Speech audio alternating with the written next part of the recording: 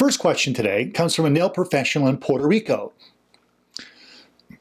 When it gets really hot in the salon, which is most of the time, I can't stand the smell anymore, and I always have a headache. I want to improve my ventilation. What do? I want something that's going to work. I was very happy that someone asked me this. Why? Because too many nail professionals don't pay proper attention to ventilation, even though this is an important part of working safely. There's a range of things that can be done to improve the quality of your salon air. Now, the goal of all nail professionals should be to minimize inhalation exposure to potentially irritating or harmful substances. Problems can develop when nail professionals don't take steps to avoid excessive inhalation of dust or vapors. But by taking the right steps, you can improve the salon environment for the customers and create a safer, more pleasant workplace for salon professionals working there. Now, this is especially helpful for some very sensitive individuals. They can develop irritated eyes, nose or throat irritation, headaches, difficulty breathing, nervousness, or even drowsiness. Each of these can be related to poor ventilation, or ventilation that's not appropriate for the services that are being performed in the salon. Now, sometimes people get surprised when I say drowsiness. It might seem like drowsiness would not be related to poor ventilation. But think about this. We normally exhale carbon dioxide with every breath we breathe out. When salon ventilation is poor, the carbon dioxide levels can build up in a salon. So this can make you feel tired and listless. Excessive carbon dioxide in the air can even lower your performance and negatively affect your decision-making skills. Poor ventilation allows product vapors and dust to accumulate as well. Just about every substance on Earth has both a safe and a potentially unsafe level of exposure. Salon vapors and dust are no exceptions. In a properly ventilated salon, the vapors and dust are well within safe limits, but not all salons have proper ventilation. I think it's because some don't understand the importance of it, or they might not understand the correct steps to take, or even where they should begin. Some may be confused also by a lot of the misinformation that's out there about salon ventilation. For instance, a very common myth is this, that you can tell somehow how safe a nail product is simply by smelling it. Wait, the safety of a nail product does not depend on what it smells like. It's a mistake to believe that ventilation systems are solely for controlling strong odors. Odors are not the reason for ventilating, and the odor of a substance does not indicate whether it's safe or harmful. Dirty socks and baby diapers may not be very good to smell, but they aren't harmful to breathe, nor are their odors dangerous. Fragrances are a great example. Fragrances smell wonderful, yet some people are sensitive to inhaling excessive amounts. Some vapors also have very little odor, yet they still should be controlled and kept at safe levels. That's why it's important to have a good understanding of these issues and how to keep vapors and dust under control and within safe limits. Minimizing inhalation exposure is an important way to ensure that the salon products are properly and safely handled and overexposure is avoided. Now, what is product overexposure? Nearly every substance on Earth has both a safe and potentially unsafe level of exposure. Injury can result if these safe levels are exceeded repeatedly or for prolonged periods. Again, don't ventilate to control odors, ventilate to control vapors and dust. That's the great way to help avoid overexposure. It's especially important to control the air quality of your breathing zone. Everybody's got a breathing zone. It's an invisible sphere that sticks out in front of your mouth. It's about the size of a beach ball. Every breath you take from the day you're born until the day you die comes from a breathing zone. So it makes sense we want to keep our breathing zones clean. Using proper ventilation helps ensure that the breathing zone is a source of high quality breathing air. Now, to achieve this goal, first we have to focus on having a properly maintained HVAC system. What the heck is that? Well, an HVAC system is what's built in to your salon. It's the general salon ventilation and air conditioning system. HVAC stands for heating, ventilation, and air conditioning. HVAC systems are designed to exchange air from the outside of the salon, bring fresh air in, and to remove dust and pollens. These are very effective at capturing and removing vapors and dust, especially when they're outfitted with replaceable activated carbon and electrostatic dust filtering panels.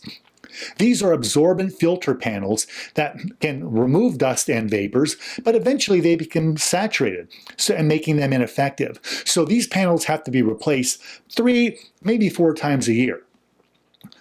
All HVAC systems must be maintained to keep them working, and they have to be cleaned on a regular basis. That's why it's best to work with a local HVAC specialist. They're all over the place. This is what they do for a living. These are skilled professionals that can diagnose the salon's air quality and your ventilation system and provide useful solutions and advice that will keep your system working at its peak capacity. Now, once you've got your HVAC system working, the next thing you should focus on is protecting your breathing zone by using something called a source capture ventilation system. These systems are designed to capture the vapors and dust right there at the source and then extract them from the breathing zone. Once the vapors and dust are captured, they should be passed through a 3-stage filtration system. This system should have a HEPA or HPA filter. HEPA filter. HEPA filters are pre-filters that are used to remove dust. Some activated charcoal air cleaner devices use a pre-dust filter that is able to capture the pre-dust or larger dust, and these are machine washable or replaceable. Now, they don't have to have that, just so they have some kind of a device that removes the dust before it can get to the next stage filter, which is your activated carbon filter. That filter should contain a minimum of 2 pounds of activated carbon. Typically, such a filter will be about 2 inches thick, which is about 5 centimeters. The thicker the activated carbon filter, the more vapors will be removed. And the opposite is true if these filters are too thin. In fact, if they're too thin, they're practically useless. My advice would be to avoid any ventilation system that has little to no activated carbon. For instance, those with flimsy carbon filters less than a ½ inch thick, which is like 1.2, 1¼ centimeters. Anything thinner than that is probably too thin. Why? Because the vapors pass through the filter much too quickly to be absorbed, and the majority of the vapors are just blown back into the salon. These types of devices work like fans. They merely blow the vapors away and into other parts of the salon. This does reduce the odor at the nail table, but that's not the goal. Cleaning the salon air is the goal. Devices with thin carbon filters aren't ventilation, they're a form of circulation.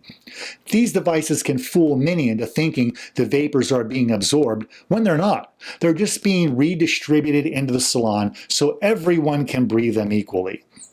I don't recommend wasting your money on these ineffective ventilation systems. Using a ventilation system that doesn't work well is sort of like putting a screen door on a submarine. What good is that?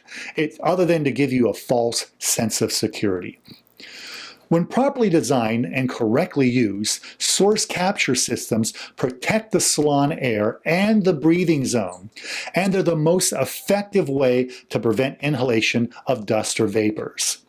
Source capture systems that return filtered air into the salon can work very well if they're properly maintained.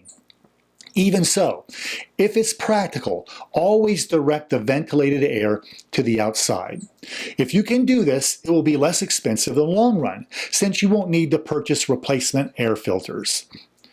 Now, I do recommend the use of professional HEPA air room cleaners, but not as a replacement for source capture system. Now I'm talking about these standalone systems, a standalone HEPA room cleaner, air cleaner.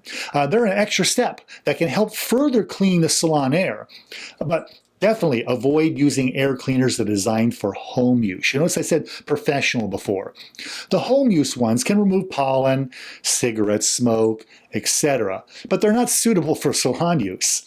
Use a professional quality air cleaner designed for use in a salon, and use one that uses a HEPA filter and a thick bed of carbon.